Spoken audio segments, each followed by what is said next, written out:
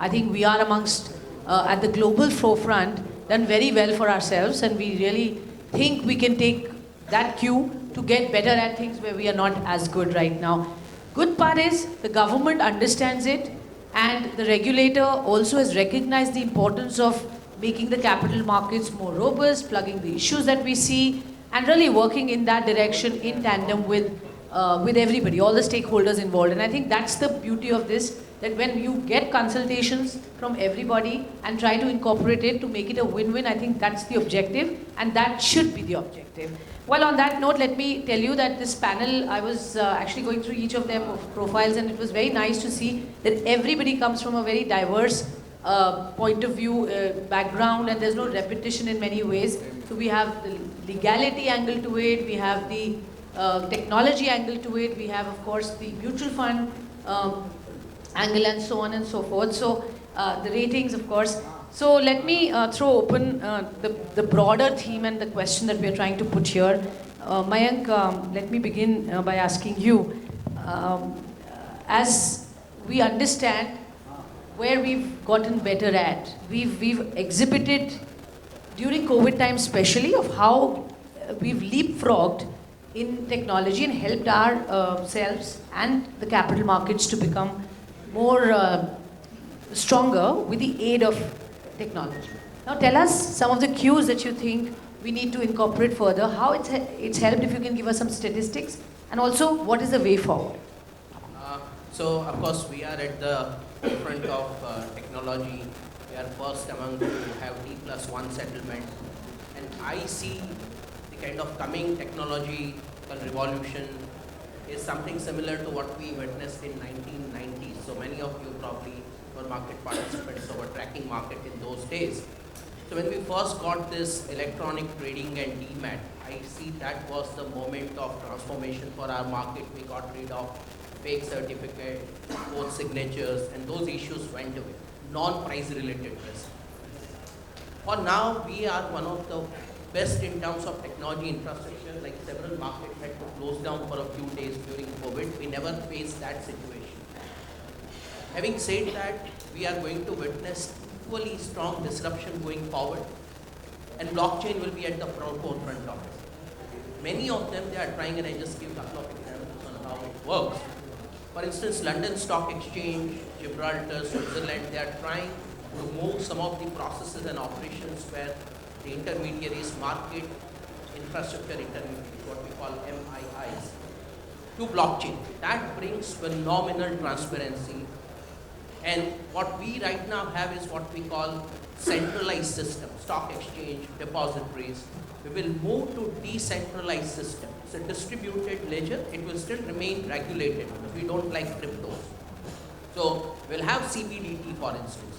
Just to give an example how post-trade verification and execution becomes very simple. Let's say I want to trade with Swati, for instance. And what exchange does is it just matches our order. There will be one asset ledger which is tokenized, which is cash ledger. And we will have two keys. One is what we call private key, which gives access to my account.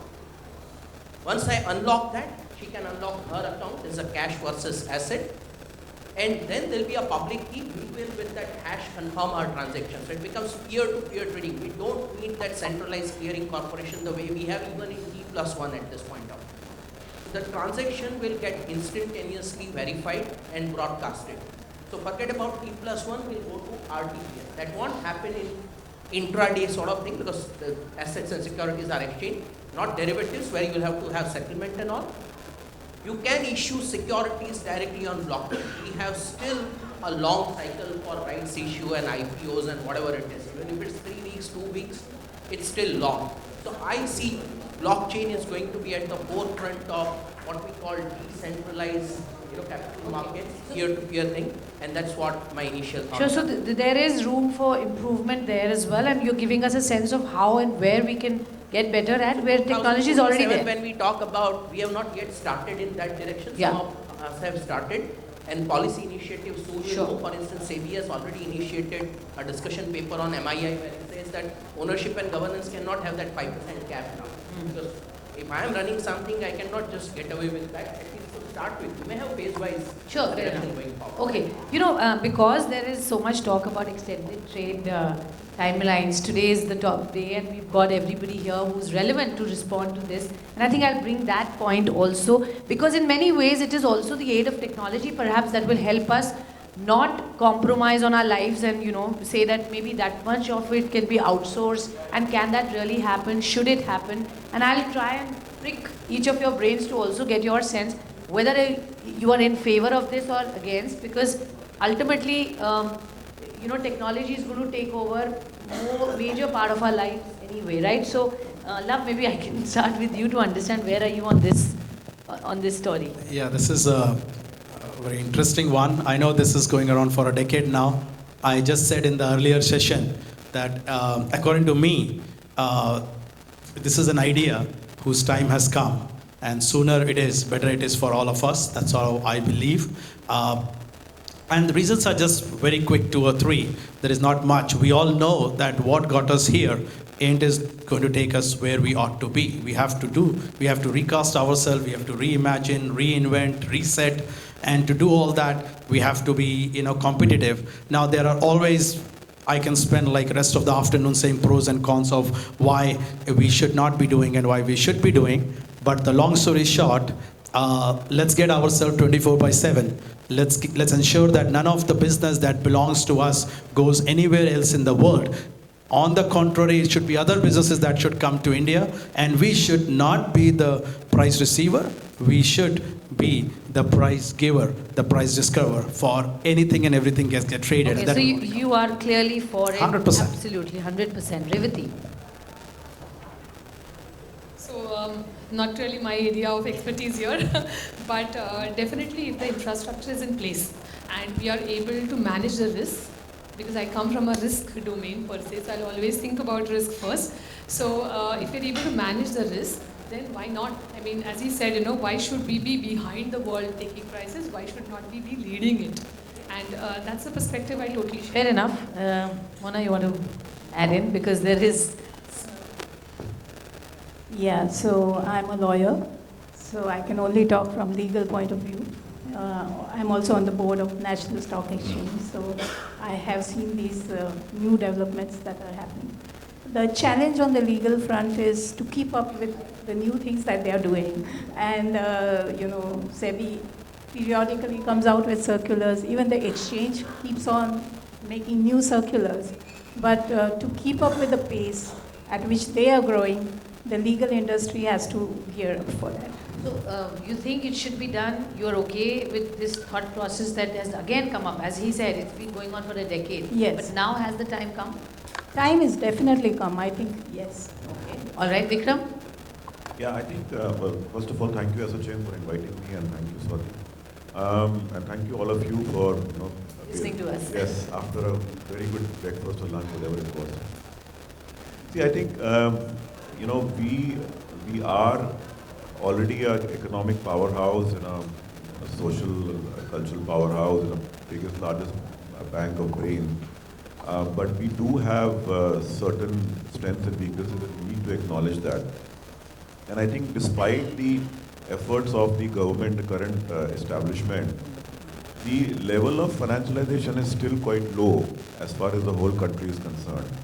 And that is something which needs to, be taken on broad footing, because unless the entire economy, or rather bulk of the economy, I mean, if you go to any developed country, pre or post technology boom, there was always a connect. There was always a connect, with the existing technology. So I think that is something which, whilst, it is something which is evident, inevitable, but I think we still have a lot of work to do as far as the financialization of the entire economy, and so many sectors still need this kind of, outreach of technology. So that's my view. Fair enough. So, largely on the side of saying it should be done, and anyway, eventually we'll get there. We have to get our infrastructure in place, as you were saying. You want to tell us what your views are on this? Just as now mentioned, it's about that 24/7 which we have in cryptocurrencies right now. Even in a well-organized, regulated system, we'll have asset classes will have 24 by 7. So I'm not bothered that something happened in the night and I'm helpless throughout the night. I can't react to that. And that's going to be a fantastic change going forward. You can sort of react as and when you want. Maybe your family may not like it. That's a separate issue. I'm not a trader, so I'm not bothered. But well, okay. So 24 by 7. It's not even 5 o'clock. But let's talk about the bigger and the final outcome of this, and eventually. Okay. So most of us feel here, at least from the experts' point of view, that perhaps it's time now for us to take that plunge. All right, coming back to what we were talking and how to make our capital markets more robust. Of course, increasing the accessibility for people to come and participate. I think the more the merrier, as we are saying. And perhaps this bit of extension of timelines help you get to that goal in many ways. But let me bring in Vikram here and your views, Vikram, on how do you see the mutual funds helping the industry, the current and the global setup. I think it's important to understand where we are as a country vis-a-vis elsewhere and the opportunities that we have and perhaps the challenges that we're dealing with on the global context. Sure. Just to also add to the previous question, if you look at the developed country, the penetration of mutual funds in most of the developed countries is anywhere between 70% to 110 or 120%. In India, the mutual fund penetration is just 15%. I'm talking about mutual fund is to GDP ratio. So you can imagine that we still have how much distance to cover and how much of value and capital needs to be unlocked in this area. Now today, I don't need to remind the eminent panelist or the gathering that today we are living in a new normal after the pandemic, after the Ukrainian war, and if we have to, rather we are on our way to becoming a developed economy. It doesn't matter whether it is 5 years, 10 years, 20 years, but the path has to be, has to begin as soon as possible. We are already on the way. But I think, like every other economy which graduated from being an emerging to a developed economy, you need resources, you need capital, you need commodities, you need labor.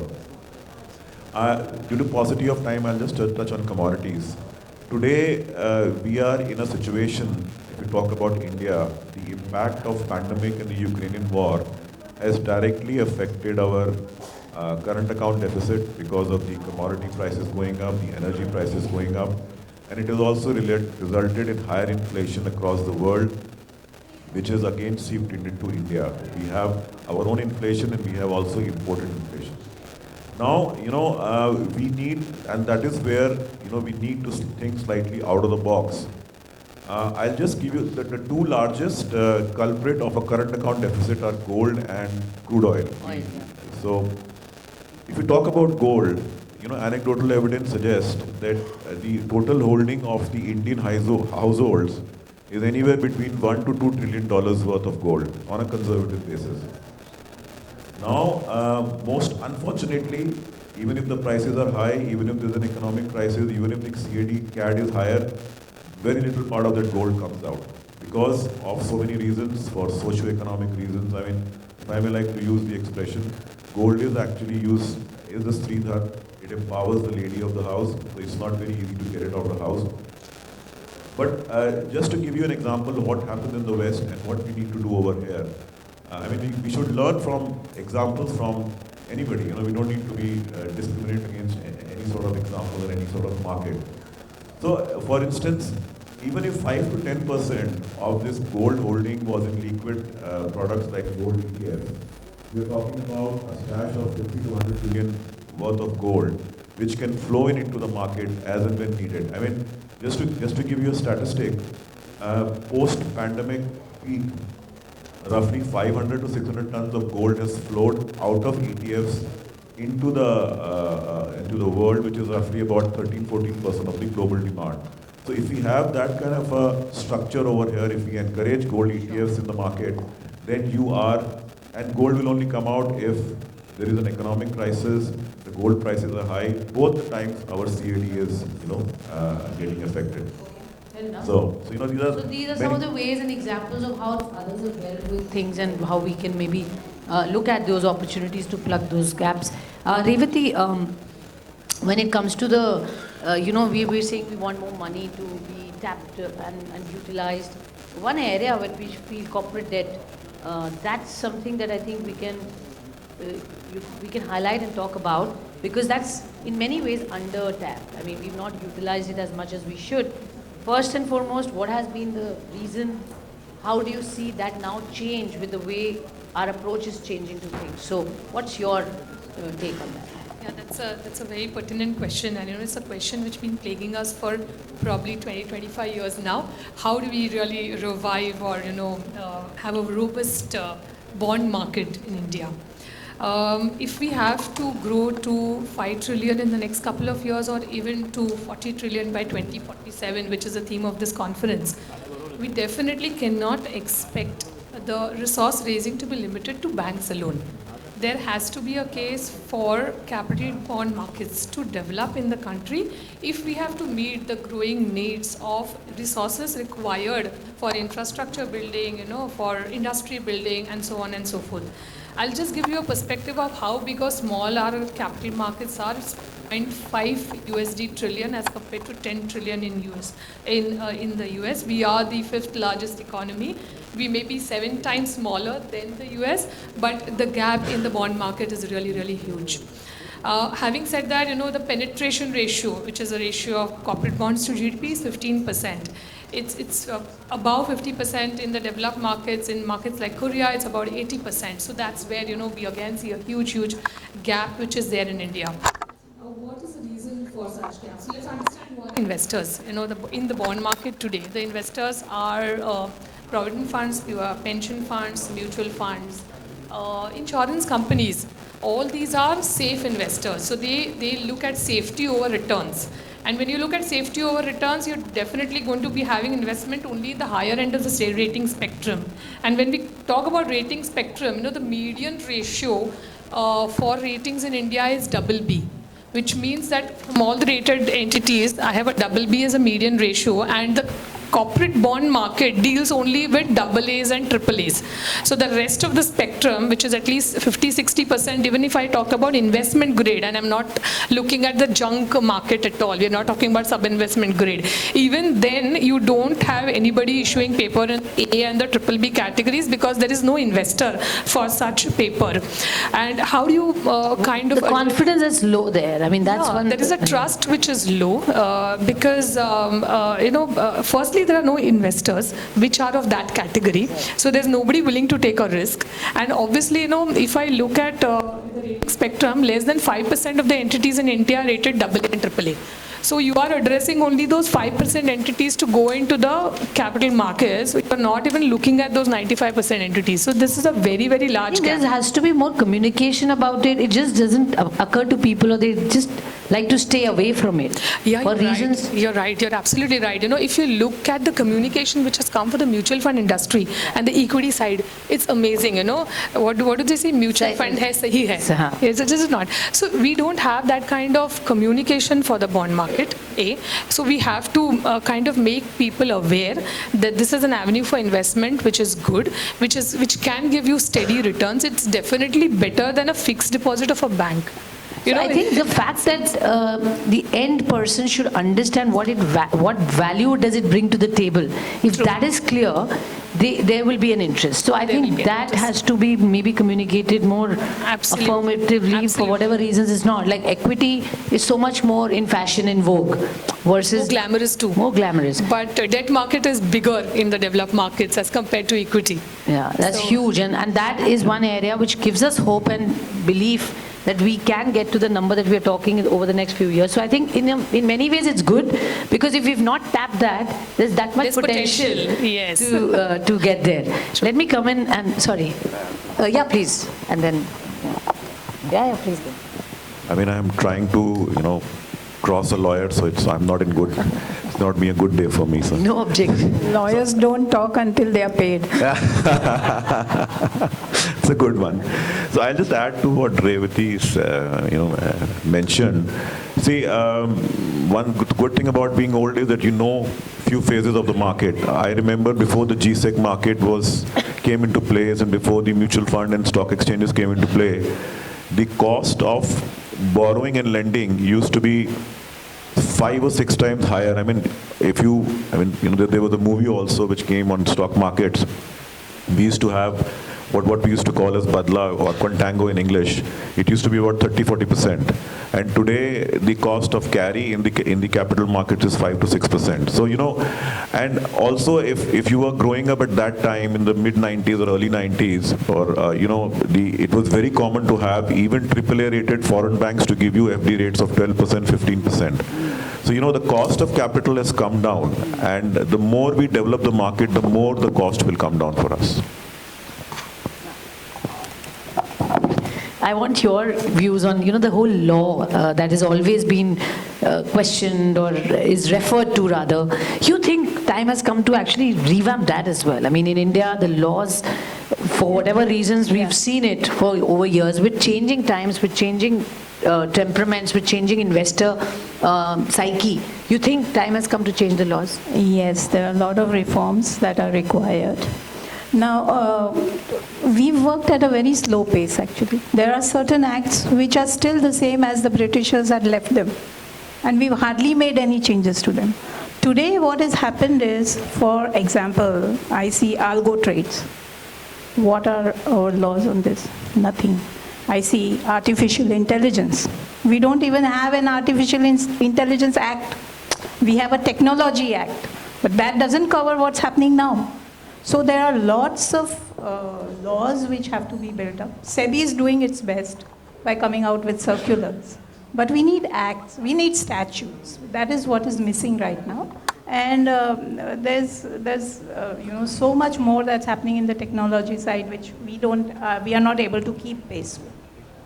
So there is a need, there is a requirement, and except that passing a law is a challenge in our country because it's a democracy and we always have opposition. So once you come out with a proposal to pass a law, it's resisted, and that is what people should understand. And this country can only develop if there's a cooperation to some extent, even amongst the opposition parties. Sure, and for the benefit of the larger cause. For the larger interest. Well, that's a little bit political in many ways that we really can't possibly do much. But as industry, as lawyers, and as people who see regulations, where and what, if you can specifically tell us with what you've dealt with, and you deal with these issues all the time, in the capital markets setup where there are problems that come up when it comes to legality of certain things, can there be any proposals or suggestions that you can give to say, can we address this better by maybe tweaking this? So there are a few things that we see at the exchange, for example, when we have broker defaults. One big area, of course. Yes. And I sit on this committee of MCGFC, which regulates the brokers. Now, what happens is, while we can pass directions of suspension of a broker's license or termination of his license, but at the same time, we also need more teeth, like attaching the assets of the broker, or enforcing a judgment against a broker, which is, as of now, only with SEBI. So until SEBI goes and attaches the assets, we are actually not able to do much. So while attempts are there, and a lot of progress is there, like in the last 3 years that I've been there, I've seen a lot of change, and lesser number of broker defaults now as compared to earlier. Okay, so that's good news. We've arrested that problem to whatever extent arrested we could. that. What we do need is stricter rules and more Stricter enforcement powers at the first line regulator. Okay, fair enough. And I think I agree on the points that were made, and I don't think the regulators are unaware of it. I think they're all working in that direction. They are all so directionally we are it. fine. But we need to now maybe pace up, like we need to speed up. We need to understand when we talk, which is great news. I mean, retail participation boomed over the last 2 years, and we saw the markets very lucrative for retail investors to, they saw it very lucrative for them to come and invest and get good results. But, obviously there's a risk element attached, and people should be aware of that as well. But from the point of view of how safe is capital markets for them to invest, and to understanding the risks, how do we make the laws more, or maybe let's say the process of them coming into the market more streamlined? Yeah, I think, Swati, you have touched upon the point which is very close to my heart, because I'm a firm believer that the next 25 years of this Amrit Kal will come from the retail, as has been demonstrated during the last couple of years during the COVID time. Not just in India, but if you see US market also, we know what Robinhood did to one of the largest capital market. So once it comes to retail, it's a power that makes the journey inclusive. It's a power that makes it sustainable, and it's a power that truly everybody could be proud of. So long story short, there are two elements to strengthening the retail participation. Very simple. One is the market which they are participating needs to have the following three things. It should be very easy to access. It should be ease of onboarding. Yeah, so that's why we are talking about 1 KYC, and we saw in the budget speech also that there hopefully will be a 1 KYC across financial service sector, which has been another idea whose time has come probably after a couple of decades. Second is on the investors' trust. If there has to be a trust in the market for retail to participate, and then there should be an access to all. Everybody should have an equal accessibility to the capital market. And this is what are the three pillars of any market where retail would participate. Now, what retail would need to participate in these, if these three things are there in the capital market, they need just simple 4 or 5 things. It should be affordable. It cannot be a very pricey product. It should be as affordable as possible at the grassroots level. Again, they should be aware about it. It should be informed. It should be communicated, and they need to be aware about it. They need to have access to all the alternates. It cannot be selectively given only for equity and not being provided for other asset classes they deserve. It needs to give a yield. It needs to give returns. It cannot be something that doesn't excite them. Otherwise, the money will keep going back to the cash or to the gold or to other areas. You keep these 4 things to retail and make the market robust. I think retail is a power going forward. Okay, So retail. Yes, of course. So, in the morning, SEBI official mentioned about how the retail or individual investors lost, 90% of them lost money in derivatives market. So where the participation comes is very important. And I would go a step further. We can't call them investors. They are speculators, even worse, gamblers. So investor education should be a big focus. It's not that I want to get retail investors in whatever form they come. Because eventually when something happens, we say, oh, those innocent investors were cheated and we don't have any regulator functioning. And yet, we have to grow up as an industry. For instance, I remember without any prejudice, there was this old category of balance fund was sold to retired individuals as if like it's a monthly dividend paying plan, as a guaranteed thing. That sort of is the core of trust. If you lose, you get business by doing something like this, even if it's an isolated instance, it will hurt trust. And this financial industry is all about trust. Once you lose trust, it doesn't matter what you do for a decade, they'll not return. So we need to be very candid. Careful. One last thing. The government must understand. I don't understand what keeps on happening to capital gains tax, buyback. Coming to that, in fact, that was my question to you on taxation. With so much that they've tried to tell or do or think, I think there's no coherence in the way they are approaching it. I'm sorry who prepares it, but then it's absolutely rubbish. One time you see buyback is favorable over dividend, then dividend becomes favorable over buyback. Every time budget comes, everyone in the state talking about capital gains, aayega, nahi aayega. Why can't we give this long-term clarity, notwithstanding which government is there? How do people invest and plan for it? Then you say up to 5 lakh certain investment will be taxable, not taxable, beyond that it will be taxable. This time around, what was the need of even mentioning that this REIT InvIT thing, the debt repayment component also will be taxable? There are small things you can't even, or you say, well, there will be STT, then there will be capital gains tax, both will remain forever kind of thing. Let's have a long-term continuity and consistency in front of taxation, because all said and done, several investors also, and most investors ideally should look at post-tax return. And that's something which I believe that we need to do from a government perspective. In fact, to add to the taxation bit, this time the budget also said that there will be taxation of MLDs at par with the mutual funds, So it said that, that there was earlier a 10% taxation, and now you will have taxation at par with whatever that marginal rate of taxes. we as a rating agency were seeing the triple Bs and the single As actually come out and issue bonds in the MLD markets. It might be because of the taxation aspect, and it probably was because of the taxation aspect that HNIs were investing in that. But at least there was a market getting created of these bonds, which were the triple B or the single A, not only the double As and the triple As. Now with this taxation policy, you are practically killing that market. You had some, leeway there.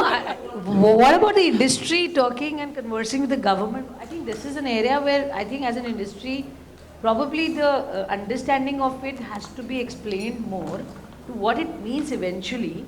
I think, again, the communication is what I think is... I think they came from a moral stand that, every asset class should have similar kind of taxation. But at least, as a government, you need to also think about market making. You need to think about development of the market.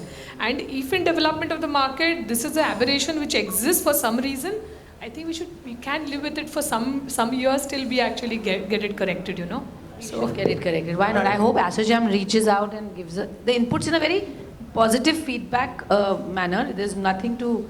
I'm sure the government has been saying, and they mean it when they say that they are open to feedback, they're open to taking note of what is not right and implement it. So I guess these inputs will be necessary, so I hope you guys can reach out to them on that, sir. Yeah, sure. See, I'll take a slightly different view of what everybody is saying. Maybe I'll have to leave a bit early because of that. See, first, there are two things. First of all, we have a world-class market, not just because we have world-class company, but we have world-class regulations also. And what has happened is that every country has learned from disasters and scams and crises. We are no different. Today, I think Mona would agree or not agree, but today I think 90% or even higher complaints in mutual funds or broking are actually settled without going into litigations. And as we go ahead, there's a good possibility that 99.9% would be inscribed or enshrined in the acts or laws. So this is the benefit that you're getting of a market which is world class, not only in stocks but in regulations. And the argument against taxation is you look at the number of folios that you have today, whether it is broking or whether it is mutual fund. I don't want to put a number to it. It is still a very small number of the entire country, and that is where we started, where the penetration and financialization. So I don't think we are that much of a of a crowd which have any sway over taxation and things similar to that. Okay, fair enough. Respect your point. Let me now throw open this forum for questions from you guys. If you have the best practices, hands are already being raised, so let's quickly get there. And we'll come to you, sir. Sorry, just for, yeah. Can we get the mic to the gentleman on the left side? Quickly. Or sir, you can maybe, sorry if you don't mind, in the interest of everyone's time.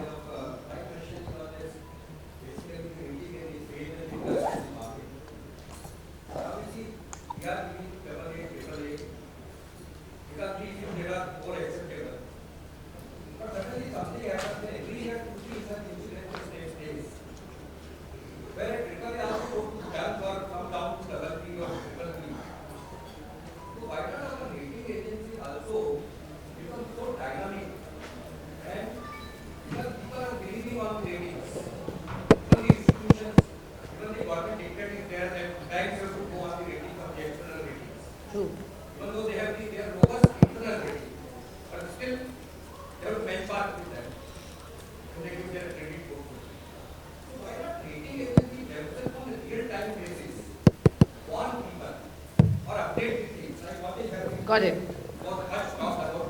I think Revati will be best positioned to respond to that. So this is a question which I often get probably.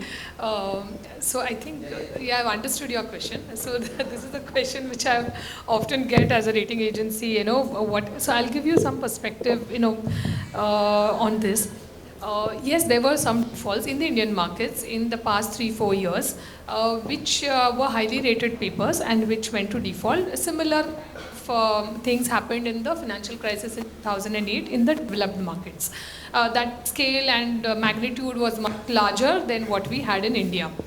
Having said that, as rating agencies, we also evolve, And it's not that, every year we have 2 or 3. It's not that. It's probably 2 years that we had a few. Prior to that, there was a zero default in AAA and AA. Now coming, I don't know. I don't want to comment on any single group here. Yeah, so just to add, it's not even before 2008, 2001, this Enron WorldCom thing happened. Yeah. So rating agencies have this typical dilemma. If you downgrade, those collaterals get triggered and there was no transaction deal possible. No, I don't so think. that's No, one so thing. I don't.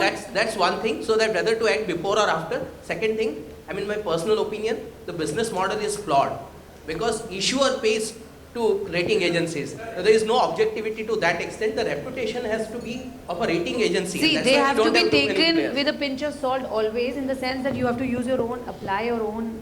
There has to be a sense of self-accountability also when you're reading into anything. If you trust a news channel, you trust one and not the other maybe because of your own understanding of how you see that particular subject. So there's always that little clouding of So that as well. we will not shy away from accountability here. Okay, so we do believe that whatever ratings we put out should be we should be accountable. We're not shying away from accountability over That's here. what SEBI also mandates you for. That's totally. But you also have to understand the data and the reliability of that is available to anybody who is investing in the public domain.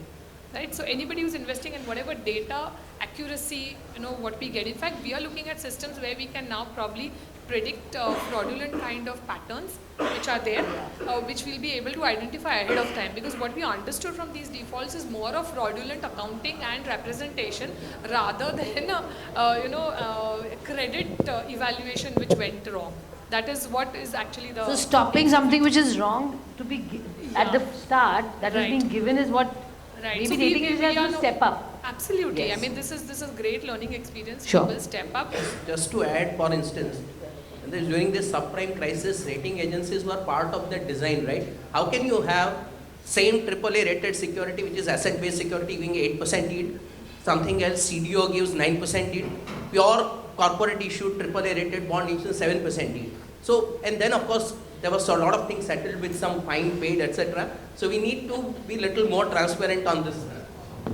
Sure. I think you have. I this is think, the last one. yeah. So I think, we can always bring back on the rating agencies, but we also have to look at the issuers. The issuers have to have proper governance mechanisms, proper disclosures, and proper reporting compliances. When the issuer itself makes a default, you cannot then blame the rating agency for not having detected that earlier because it's a default. So often this happens, so you cannot just be blaming rating Fair agencies. enough, and be mindful of that. Great. There So, should be self-governance. So this question was for Mr. Love Chaturvedi in your role as an investor protection in ASSOCHAM. If you go to YouTube, there are more than 10 channels which are being run by all kinds of people, and they say how to become crorepati, and they talk about all kinds of derivative strategies, but nowhere risk factors are mentioned, and nowhere that investment advisory license is mentioned, and it is having rampant. And they say that this is the way I did my son's wedding, so they'll show how the wedding was done, and then he'll show the new car which I have got. So the retail investors are, gullible. So they are taken for a ride. So either ASSOCHAM should insist that his investor advisory license number should be flashed beforehand, and then the way mutual funds used to run their risk, in 30 seconds, and that should be run properly, that derivatives are risky, you can be exposed to losing capital. Thank you very much. Yeah, I completely agree Great with question. you. It goes without saying that this is a menace that has to be addressed decisively by all of us. One thing that we need to communicate, that if it's too good to be true, it is too good, and it's not true then. So from that perspective, I completely take the point. We will take this initiative. I think we need to do a lot of more work. If we have to get the retail participation and build on the trust, we need to get this few of the menace out of the way. And ensure that... maybe we also have to highlight the stories of how people were duped about. Yeah, what there they will be were more doing, and more negative. rather than Correct. telling them, oh, we made. Correct. It should be the other way around. Yeah, exactly. Yeah, So you're that's absolutely. how No, you're absolutely has to be right. told. Yeah, my good next, point. I would Yes, like please. to, Yeah, thank you. I would like to ask a question to Revati. Basically, you have individuals having credit ratings, like in CRISIL, Equifax, Experian, but there are a lot of people who are not having banking facilities in India. So these people are basically who are MFI borrowers, who are from tier 3, tier 4 rural villages. So is there any work being done by the government or by CARE Ratings to have a rating agency for people who don't have banking facilities? Thank you. Yeah, so these are essentially credit bureaus that you're talking about, the CICs, credit information companies, which is a CIBIL or an Equifax or a Highmark or, those kind of companies, which are creating these databases from the financial services system itself. As a rating agency, we are actually not allowed to invest or promote such kind of companies by regulations. So, none of the rating agencies in India would have a stake or would promote these CICs or the credit information bureaus or companies that are there. Having said that, there is a lot of financial inclusion. Once an MFI gets into a relationship with a set of borrowers, then that information is available to the MFI, and therefore it kind of forms a part of the legal or system or a systematic database, which then can be used by others too. So there is a MFIN, which is a regulatory body of MFIs, and they have such kind of data sharing over there. Yeah. For the other asset classes, I think a lot of retail is being done now with the help of financial data which is available. So that I think we've gone a long way on that. Okay, fair enough. I hope that's answered. And the last question, guys, we're running out of time. So the gentleman on the left, you can be Love. Yeah. Thank you. I have a question for Love. Maybe Mona, if you can correct me if I'm wrong. The newer law for issuance of debt securities, a law for issuance of speculative grade debt, securities. So wanted to take your thoughts on if there's investor acceptability, retail investor acceptability towards triple B, even double B rated bonds, and maybe Revati, if you can also pitch in. Specific from the law standpoint, you want to know, right? Law, I believe, allows for issuance of speculative grade securities now. But is there Can you be a bit louder? You're not. Sure. Is it better now? So is there retail investor acceptability towards speculative grade bonds, where they accept the risk that comes with the highly, lower rated debt instrument, Yeah, see, this is exactly what I was talking about. That we are not the one who's going to probably determine the risk appetite of an individual. It's a very individual to individual choice. But we need to ensure there are two things. One, they are clearly aware and understand. And I'm talking about in spirit, not that's a letter. In spirit, they understand the actual risk about it, and they have an access to be able to enter and exit at in a reasonable time frame. If it's something which is truly illiquid, that something is very detrimental to retail. So as long as they are aware, understand, and as long as there is an access for the entry and exit, it's an individual to individual call. And once we get there, there could be a retail penetration for those bonds as well, based upon the risk appetite of an individual. Can I add just one thing to that? As per the existing SEBI regulations, anything which is junk, we don't have a junk bond type of market in India, but anything which is relegated to junk, that is only permitted for either PMS or AIF investors, where the ticket size is larger.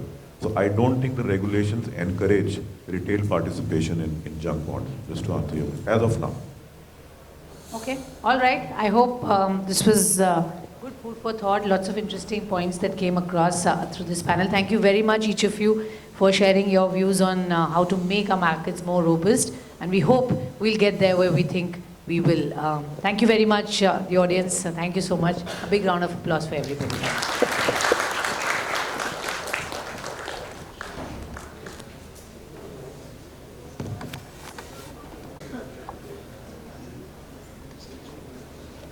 Hello. Hello. Thank you so much. That was an interesting session. And thank you, audience, for that interesting Q&A. That was a great addition to this session. Thanks to all the panelists for giving your time. And I request the audience to give a huge round of applause for this very interesting session curated by our panelists. I would also like to thank our moderator, Ms. Swati Khandalwal, for conducting this session.